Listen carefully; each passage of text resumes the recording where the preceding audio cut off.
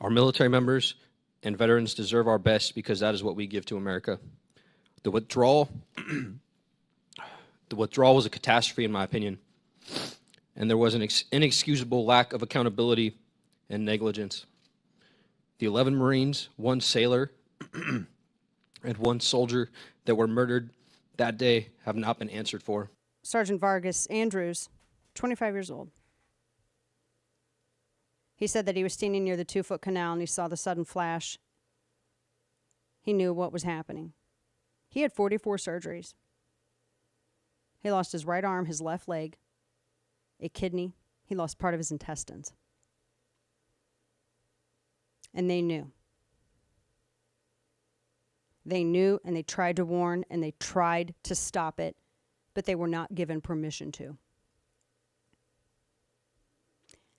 And this also shocked me. He had said later in his testimony that he was not asked to provide his report after the blast. He said, nobody wanted my report post-blast. Nobody wanted it after the explosion. He said even NCIS and the FBI didn't interview me. There's been no accountability, nothing. And the same people who were responsible for doing nothing are still there. The people who denied permission for the order to take out the terrorists when all of these Marines saw what was happening, they knew what was happening, they knew, and they were told to not do anything, to not engage, those people are still there.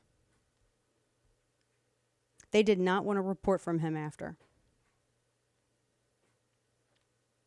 I mean, I don't think anybody will ever forget seeing the video and the images, or seeing the guy clinging to the jet as it was taking off, falling to his death. And then to lose so many service members, and it could have been prevented. It's one of the most infuriating things I think I've ever, in some time. They were ignored. They could have stopped it, and they were ignored. They watched them do a practice run, and they were ignored.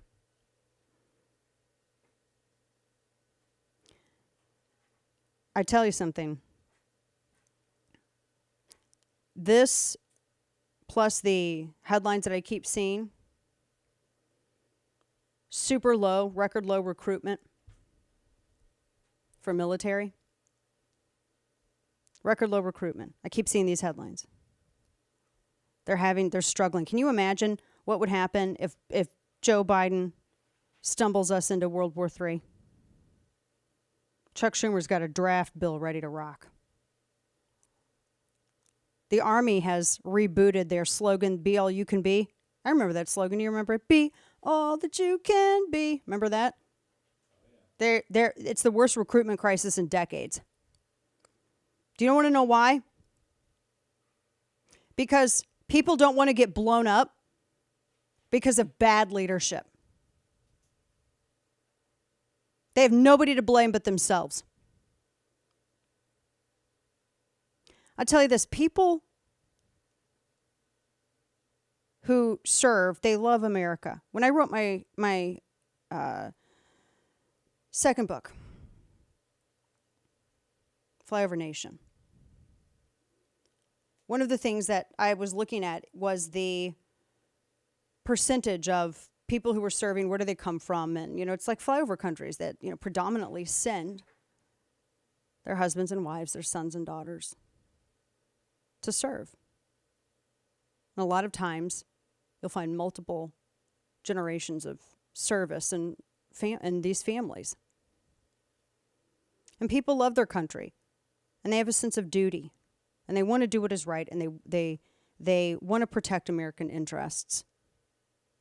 They've been denigrated so horribly by the far left. In the past couple of years, though, this has really taken a drop. You've seen wokery as part of the recruitment crisis. People don't want to sit here and talk about pronouns and talk about all this other stuff.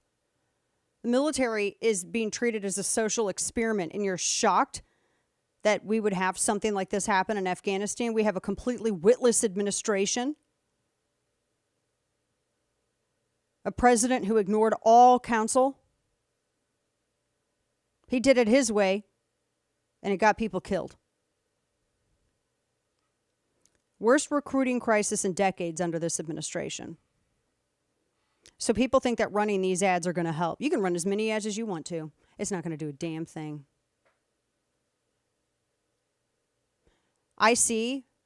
When I see ads, because I've got, I have young men in my house, and I have a high school senior in my house.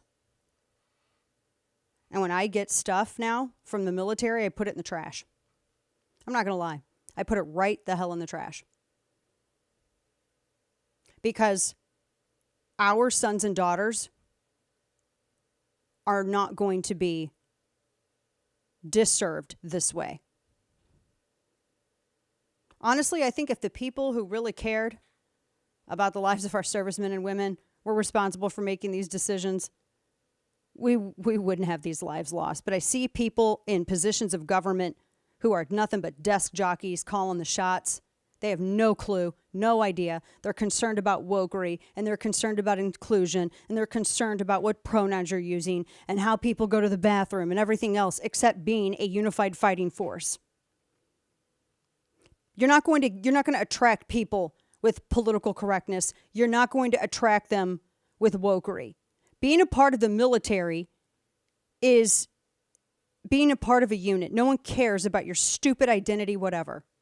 No one cares about your stupid transness. No one cares about your alphabetness. No one cares about any of that. Can you kick ass and will you? Can you complete this objective? Can you fulfill the purpose of this mission? That's all that matters. Everything else is a distraction, and distraction gets people killed. So you're not going to have, I will not in good faith encourage my kids. I won't. And I've heard too much from people who've served and who've been out. I have a friend who was in Special Forces and says it is a lot different than what it was 15 years ago. Even 10. A lot different. I don't want to be like that. And it angers me because I don't want to have that opinion. I don't want to feel that way about leadership in our fighting forces. I mean, it angers me. There's a reason why the United States and our military is sort of like this iconic, butt-kicking thing. It's because we focused on being a great fighting force. One of the things in Zack Snyder's 300 that was very interesting was when they had Leonidas, when Sparta met up with some soldiers from Athens, and they were asking the Athenians, what is it that you do? What is your job? And they're like, well, I'm a farmer, or I'm this, or I'm that. And those are all very wonderful things. And Leonidas goes, Sparta, what is your job? And they all answered, woo, woo, woo. It was a cool scene, but there was something to read in that. If you're going in to the military and you want to maintain this other identity instead of being a singular part of a fighting force, that's going to be calamitous. It's going to be problematic. And this psychological approach to organizing and running the military has been absolutely detrimental. People have seen the results of it. It's not working.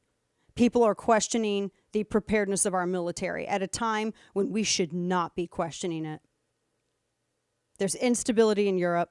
The biggest threat is the instability with China. And if something were to happen, we do not have enough soldiers. If something were to happen due to the tax and spend and everything else and the suppressed R&D from all of these other companies, I don't know if we would even have the technological advancement anymore. I hate saying this, but freedom can slip away in a singular generation, and there's so many bases to watch. Doing a couple of ads is not going to undo the damage. No one gives a rat's ass about your ad. No one cares. You could get G.I. Joe himself to sit here and do this ad. And you know what? You still got the wokery. You still have the same people in charge. You're not changing a damn thing. You're putting lipstick on the pig. That's what you're doing. That's not going to recruit a single person. You want to recruit people?